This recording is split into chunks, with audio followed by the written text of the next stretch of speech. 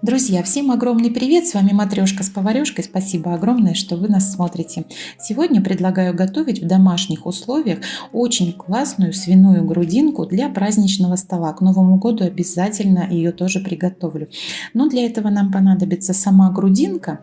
Муж вот не смог пройти мимо, увидел вот такую грудинку, где очень мало сала. И цена всего была 245 рублей за килограмм. И была она, кстати, без шкурки. Ну, сначала с помощью бумажных полотенец убираем лишнюю влагу. Да, то есть сала практически нет, очень мясная грудинка.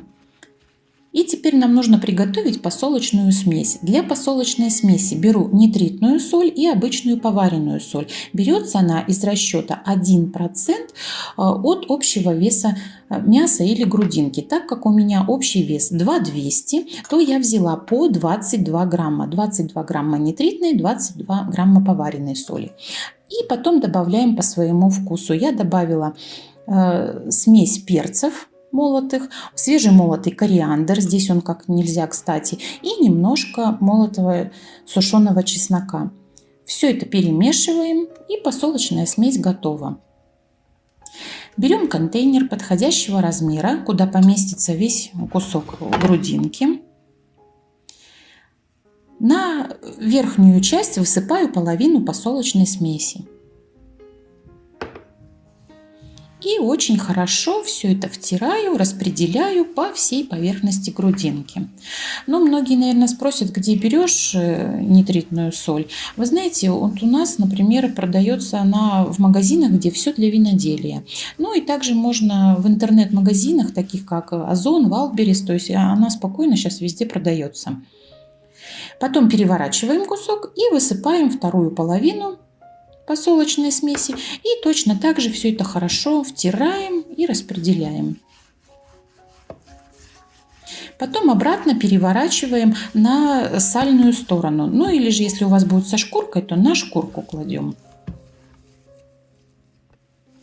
Если есть крышка у контейнера, закрываем крышкой.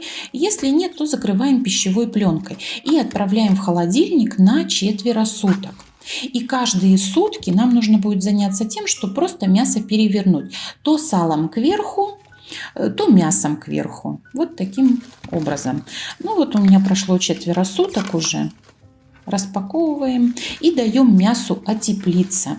Обязательно этот процесс нельзя игнорировать, его нужно обязательно соблюсти. То есть 4-5 часов мясо должно находиться при комнатной температуре. Ну вот у меня 5 часов было. И смотрите, жидкости практически нет. Это говорит о том, что грудинка не была наколотой и в ней никакой жидкости, собственно говоря, нет. Перекладываем это все в рукав для запекания. Один край у меня там уже завязан. Стараемся получше выпустить воздух и завязываем второй край. При этом прокалывать пакет нигде не нужно. Вот так мы его и отправим в духовку, разогретую до 65 градусов на 1 час. Потом увеличиваем температуру до 70 градусов и держим еще 1 час. И спустя еще час повышаем температуру до 75 градусов и держим уже там до состояния, когда температура внутри куска будет 70 градусов.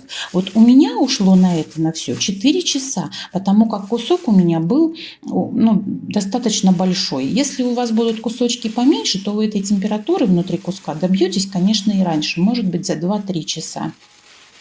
Охлаждаем все это до комнатной температуры. Достаю, там сало вот немножко, конечно, подплавилось, да, потери небольшие есть. Все это промакиваю снова полотенцами, обсушиваю. И заворачиваем, либо в фольгу, либо в бумагу вот такую вот для выпечки. Мне нравится в бумагу заворачивать. И отправляем все это в холодильник до полного застывания, как минимум на ночь.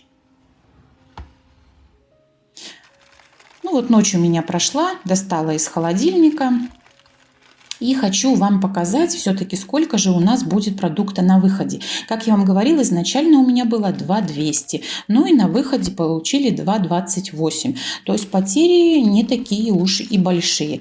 И получается, ну не побоюсь этого слова, вот такой вот шмат вкусненного мяса всего за 500 рублей. Ребят, ну вот где вы по нынешним временам вот такое вот купите за вот эти деньги? Да я думаю, нигде. А уж насколько это вкусно, это не передать словами. С магазином, конечно, ни в какое сравнение не идет. Режется очень тяжело, такое плотное, как и положено быть. И смотрите, как красиво в разрезе. И яркое, вот на вид ничем не отличается от магазинной, но по вкусовым качествам, конечно, сравнивать это вообще нельзя. Друзья мои, к Новому году я обязательно вот это приготовлю. Некоторые, наверное, скажут, ну это так заморачиваться. Ну, собственно, что тут заморачиваться? Несколько раз перевернуть, ну да, вот, ну вы знаете, но это того стоит. Результат того стоит, вот поверьте мне. Я вам всем желаю приятного аппетита. Обязательно пробуйте, готовьте, делитесь мнениями и впечатлениями, а я буду ждать ваших отзывов. Друзья мои, всем вам желаю крепкого здоровья, берегите себя и пусть удача будет на вашей стороне. Пока-пока.